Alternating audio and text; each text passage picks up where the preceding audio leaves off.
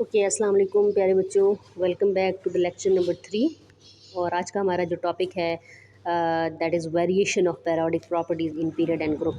ठीक है, तो बच्चों ये सारी चीज़ें आपने नोट्स में भी साथ साथ जो है वो नोट डाउन करनी है। ठीक है ना, केमिस्ट्री को भूल नहीं जाना आपने। सो आज का जो हमारा टॉपिक है वो है variation of periodic properties in period and group. तो एक तो पहले आपको एक वो टर्म है जो आपको मैंने समझानी है इस लेक्चर में, जिसका बुक में तो इतना जिक्र नहीं है, बट आपको वो चीज़ पता होनी चाहिए। लाइक हमने जैसे टॉपिक में वर्ड यूज़ किया वेरिएशन, तो वेरिएशन को एक और वर्ड से यूज़ करते हैं, दैट इज़ ट्रेंड। यानी किसी भी पैरियोडिक प्रॉपर्टी का ट्रेंड, यानी कि उसमें जो चेंज है उस प्रॉपर्टी का ग्रुप में और पीरियड में कैसे वो चेंज हो रही है, वो प्रॉपर्टी क्या ग्रुप में आया इंक्रीज़ हो रही है या डिक्रीज़ हो रही है, पीरियड में आया इंक्रीज़ हो रही है या डिक्रीज़ हो रही है।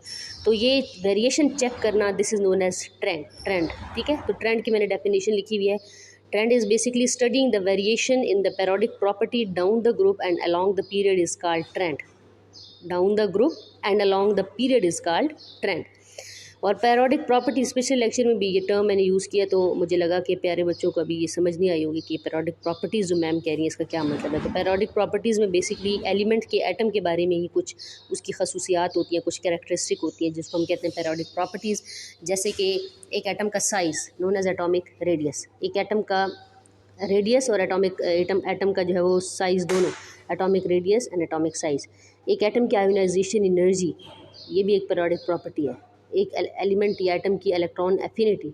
और जो फोर्थ वन है, ये हमारे पास ये फोर्थ वन प्रॉपर्टी है बच्चों, जो इलेक्ट्रोनेगेटिविटी है। ठीक है, this is fourth one property. सो पहली प्रॉपर्टी जो हम पढ़ेंगे वो है एटॉमिक साइज़ और एटॉमिक रेडियस।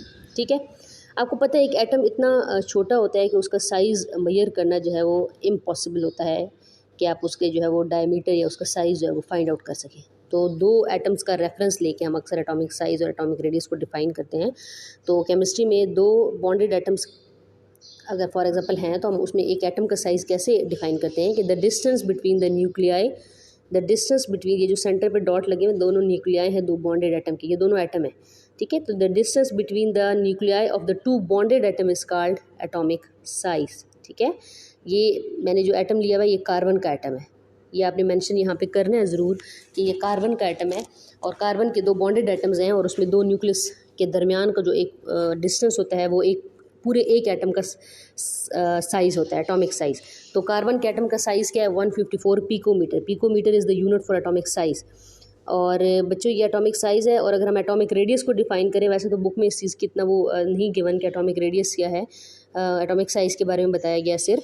तो अगर रेडियस को डिफाइन करना चाहें तो एक एटम का रेडियस कैसे डिफाइन करेंगे कि half of the distance between the nuclei, half of the distance between the nuclei of the two bonded atom is called atomic radius.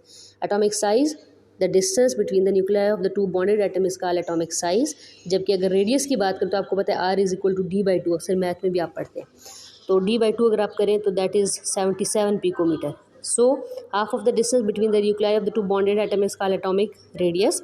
और एटॉमिक रेडियस जो कार्बन एटम का, ये जब डायग्राम आप नोट्स में लिखेंगे तो इस डायग्राम के साथ नीचे लिखेंगे कि atomic radius and atomic size of carbon atom, ये साथ में नीचे इस डायग्राम की रिप्रेजेंटेशन के लिए लिखेंगे। ठीक है, so half of the distance between the nuclei of the two bonded atom is called atomic radius. For example atomic size of the carbon atom is 154 picometre and atomic radius is 77 picometre.